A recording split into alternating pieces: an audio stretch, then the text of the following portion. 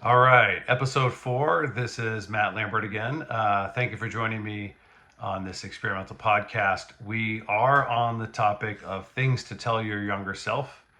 And this one, by very popular demand, and I believe this as well for myself, is about fear less. If you could go back and tell yourself to fear less, to be fearless, to take more chances, I guess, if you will. This one has come up in multiple people. It came up actually in speaking with my dad yesterday. That was one of his very first things he said is, "I wish I would have taken more chances." Telling somebody that is one thing. Telling them why they should take those, or even help someone like figure out how to do it, because these are very fight or flight reactions in humans baked in. Every decision we take is like this micro moment that tells us like fight or flight, or am I okay or not, and am I going to make this choice?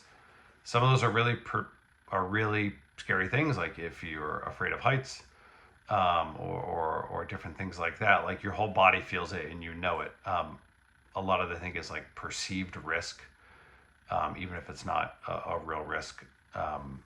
And I think that those are really hard things to get around. What's actual, what's perceived, and what is wrapped in and around that. It's not like the absence of fear is like how you get through life. It's that there's real things there. They are fearful. There is some risk to living and taking these chances and putting yourself out there in different ways. There's a spectrum of riskiness and fearlessness. And we have to find ways to walk through it anyways, and not walk through it alone. Those are important too. So I think it's helpful to think, for me, it was helpful to think through extremes, as I, again, like wrote some notes down here. It was helpful to think through in the extremes. When are there times when you almost like when there's folks who have done things that they had no other choice. They were almost like survival-ish. Then you have to walk through that fear no matter what. Things that resonate for me like that are thinking about like immigrants coming to the country. My grandparents are a couple generations coming in. I had a conversation with actually our contractor today, Mario. We were texting. He had seen my video, and I asked him about this fear, this, and I told him I was going to do fearlessness, and he kind of responded. He didn't have a choice with that. He came here from Canada to the U.S. And he said he was knocking door to door when he first got here, holding a English to French dictionary, because he didn't speak a lick of English, and he was going door to door trying to find a way to get work and stay here. So for him, what is scary, fearful moment, he was like, I need to survive. I need to find the next meal, make this work. So he walked through it and went through all of the feelings any one of us might have in that moment of like, oh my God, what if this doesn't work? What if I fail? What if they don't treat me well? What if I don't get to eat tonight, or these things happen? He had to survive. So that's the extreme of where I think you get tested with fear, and you just need to walk through it, or you have no other choice. I think if we're lucky enough not to live in all of those circumstances, then I think our ranges of fear and risk vary to things that are like very real and affect our families and money and safety and security, or maybe more perceived risks of we just feel stable in where we're at. And maybe the fear of change is a big thing, especially in lean coaching and some of the things that I'm doing for work about continuous improvement.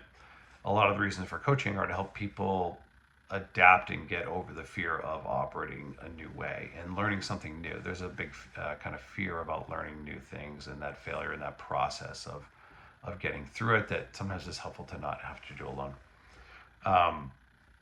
So it's interesting. Another anecdote. I think there's something about fear and failure and sort of just getting okay with that.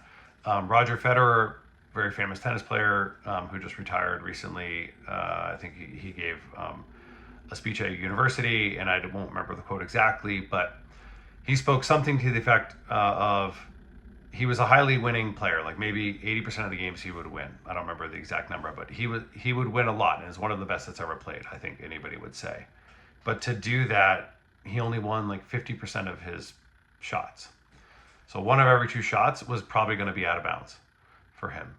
And that you just get in such repetition of that next one could fail. That one failed. Okay, there's a 50% chance the next one's going to win. So you get used to that. Fail fast, fail cheap, wipe your memory, your short-term memory really clean. Like you can't linger in that. Just try the next one and keep moving, and don't get hung up. Don't carry that old baggage. You got to move forward. Now in a high athlete sport, he's playing, intensity. Those are different stakes than, I'm playing every day, but I liked his mentality that was like, hey, life is like that. And the better you get used to trying and failing and being okay with it and moving past it, then fear and things can maybe hold you back a little bit less because you're not so afraid of that failure anymore. I think if I look back at my life and I think, hey, if I went to tell my younger self, be fearless or take more chances, where would it have been? There's probably a place that I would said maybe take more chances, and it's one of the things I'm doing right now. And then there's a moment where I think I lived through a lot of fear, and it led to some very negative consequences, and I'll talk about both. I'll do the positive one first. So the positive one, I spent most of my life working in and around some form of consulting. Right now I do work for a company. I have worked for a couple of companies, but most of my life I had been in some form of consulting. And when you're doing that and you're working, usually there's some client relationship work you need to do to build that relationship. There's some subject matter expertise that's needed on the team in order to perform the work. Like if you're doing some marketing strategy or analytics, you need somebody that knows how to design and build those roadmaps and strategies and analyze it and execute it and all that. So there's different team members that are helping to do that. And you always have this rub when you're in one of those companies of there's benefits and security working for a company, but there's many people that go out and start their own consulting companies because they're like, hey, I have relationships here. I could either go build my own client book, or I've gained enough clients. And if there's, not non-competes, you'd have enough like work to come in. And if you have a couple people who can do the work, or you know how to do the work yourself, like you could have your own company and cut out some middleman in the rates, right? Many times during my career, these conversations came up of like, would it be interesting to start a little consulting shop on the side? And I never did. One of my, some of that may be fear-based. Some of that I could probably rationalize and say I know why that happened. Some of that for me was I myself wasn't one of the Avengers team members who always had like the most deepest subject matter expertise of that thing. There was usually somebody else on the team that was like way more technical or in that area. And I filled other roles on the team. So it would have taken me plus somebody, we would have taken a few of us to do it. And it was safe and secure to work for a company, to know you're getting a salary, to know what's happening, and to move. And there is some failure associated with going on your own and getting a book of business, and there could be some unlevelness to your income and flows. And I think I wasn't ready to have that unevenness in my life. I didn't grow up in an entrepreneurial family. I didn't grow up, running like a family business and having those ebbs and flows of that kind of like power dynamic. Like my wife came from Dominican Republic and worked in family business. She just grew up into it. So when she came here and I met her, she instantaneously wanted to run her own business and have that risk, but also that reward of that unevenness and wanted to take all that responsibility. And for her, that was just so natural because she had practiced it so often and was born into it, that her threshold for whether that was a risk or such a crazy, powerful, empowering moment for her, she looked at it completely different than me because I had not walked that path. So I had not seen it from the inside out. So we just had different lived experiences. We did start a business together that she did full time and I helped her with. And so going through that experience made me much more okay with it. So I think lived experiences can help you get over that fear. But if you haven't done it for the first time, there are real things there. Now, as I get a little bit more defined in my career and I'm picking kind of lean and re-engineering and this kind of consulting work as this is where I think the pillar I want to take my career and go very deep. Who knows? Maybe some independent consulting will be in my cards down the road. Right now, I'm very happy working and doing that in that way. But now maybe I'll be more okay as I start to like learn and get out there more. Like maybe my future, I can get to that path. It just wasn't in the cards for me before. Um, so that's one chance. One. One that I think negatively affected me, and this is one I think I've never really talked about publicly. Really, is I did go through a divorce, and I the parts of it that I will talk about is I met my ex in an undergrad. We got married soon after. I finished my master's. And like any relationship, you go through ebbs and flows, like some great times and some whatever. But when things started to turn, and I think we both realized uh, it got to a place that wasn't great for either one of us. Uh, I didn't reach out. A lot of my friends didn't know things were going a different direction. I think a lot of our family didn't know things were in that way. Um, and I think back now to like what held me back from reaching out for help or being a little more open about it like I think we stayed in the relationship longer than it needed. We actually did like a huge move. We moved from the East Coast all the way to the West Coast, which a lot of people do. You try to relocate and you're like, hey, maybe our problems won't follow you, but they do. They come in your suitcase right there. They're inside of you.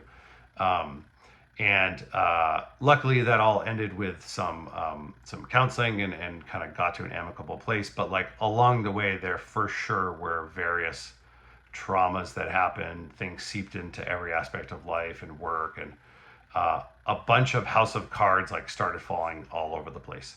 And it's interesting that I had images, and I was like, why did that happen? Why do you go so far in relationships? Is it you want things to work? I said I'm hardworking, so I don't want to give up. Am I determined? Like I really want to see if I can turn it around. I had a lot of positive image of marriage in my families. I had both sets of grandparents that made it to over 50 years of marriage. My parents were on pace to go over 50 years of marriage. So I had some images of not stay in it unhappily, but I had images of success. Like longevity meant success. So cutting it short meant failure for me. So I had a lot of failure tied around things when I think there would have been a lot more empathy had I been more open to people around me. They wouldn't, I don't believe I would have been judged. I think I would have people more try to help me figure out what was going on. So interesting, the fear can actually even lead you to like incurring traumas on yourself. And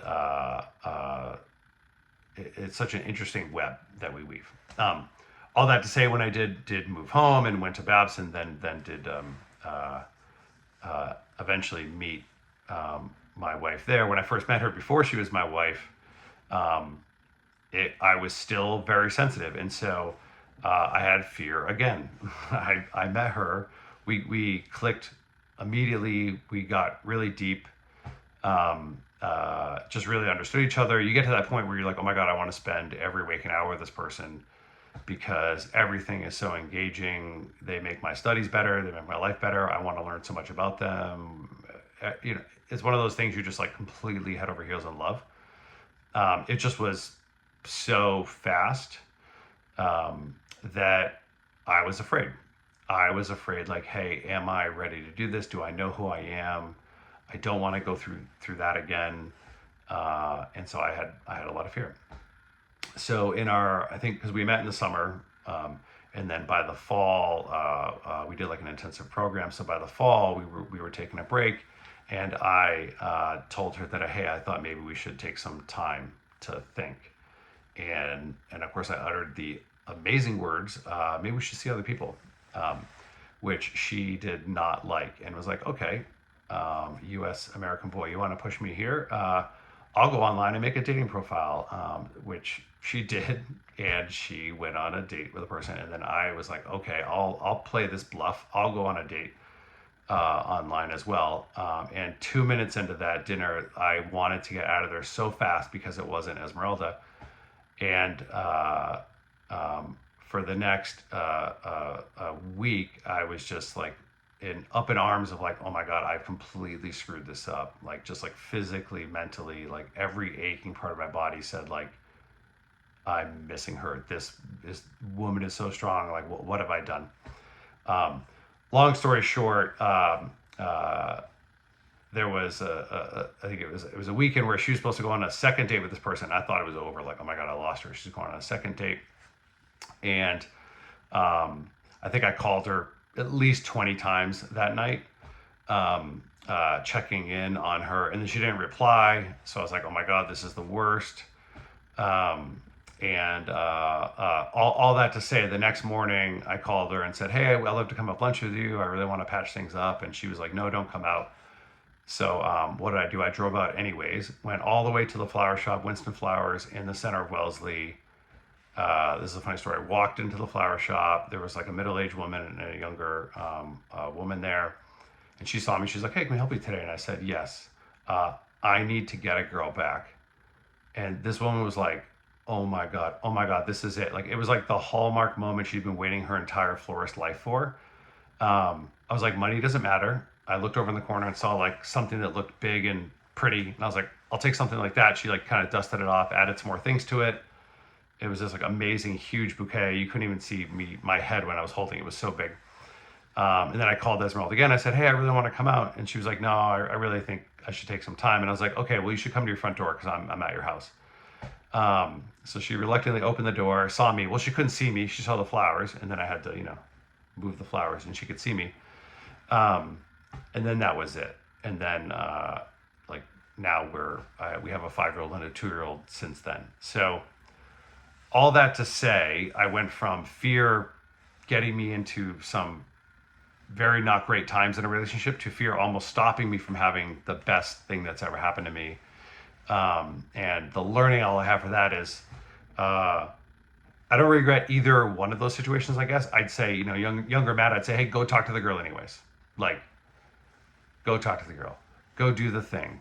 Go record the video, Matt. Record 5 videos and post it. Like, just do the thing.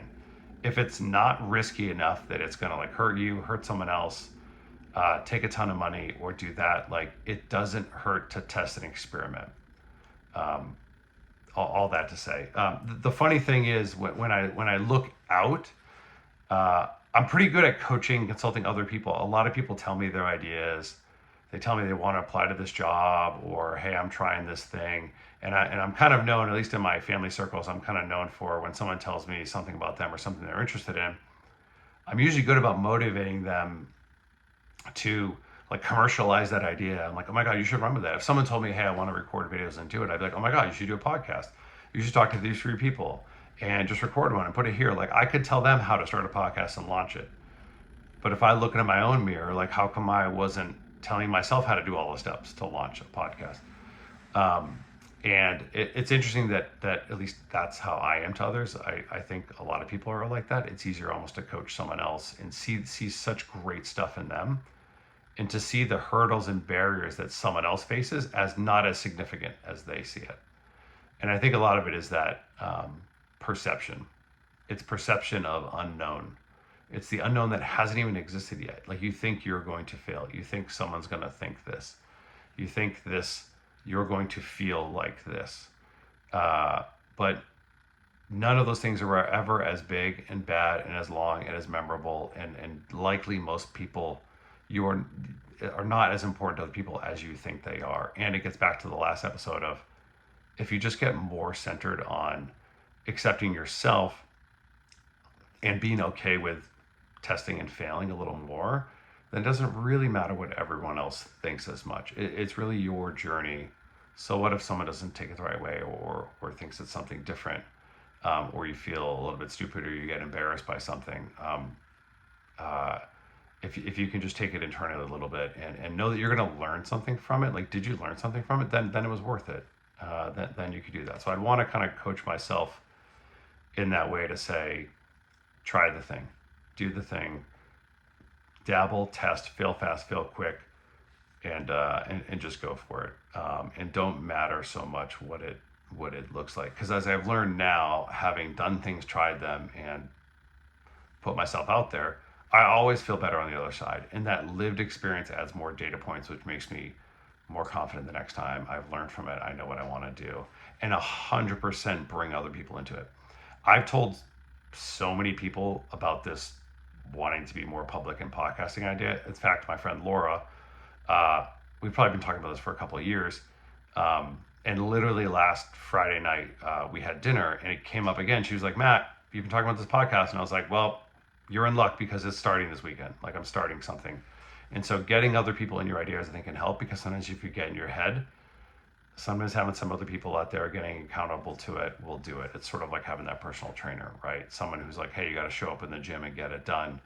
Sometimes we need that outside push a little. So there's my advice. Live, love, laugh. It's easy to say fearless, to be fearless, take more chances. But I think at the end of the day, as I think everybody's been saying, at the end of the day, you're not going to count the times that you failed. You will count the times that you didn't take the shot. For sure, you'll say, I should have done that, should have traveled more, should have talked to my friends, should have spent more time here. You will not count the time that you did something and it tripped a little bit. You won't even remember it. So live more without regret. That's what I'm doing. I'm posting this 4th episode. I'm not going to edit it. I'm not going to be afraid of it. I'm sending it. I feel pretty good about this one take. I'm going with it. And I will move on to episode 5. I don't know what that topic's going to be yet. And I'm going to figure it out. And then if I get past 5, I'll figure out what's next after that. So this is helping me to fear less. It's helping me to be my more authentic self. I am using the scientific thinking to kind of get my way through it, which is give me a structure to help me kind of fall back on if I get in my head a little bit. And I'm really there's such great gratitude. I've gotten such great text messages and feelings from everybody about doing this. I have so many critiques and edits about how I've done this and the quality of the content or the footage of or the scripting, or even now I'm at 22 minutes and I'm like, oh my God, 22 minutes is a long video. What am I, like Lex Friedman now? I'm doing like these, or the All In podcast. But I'm doing it anyways. And I'm going to learn, fail, have fun. And if that helps me to fear less and move forward, and if that helps inspire someone else to take a chance and be fearless and move forward, then I'm grateful for that. And I have gratitude for this opportunity to do it. So thank you again, and we'll see you in episode 5.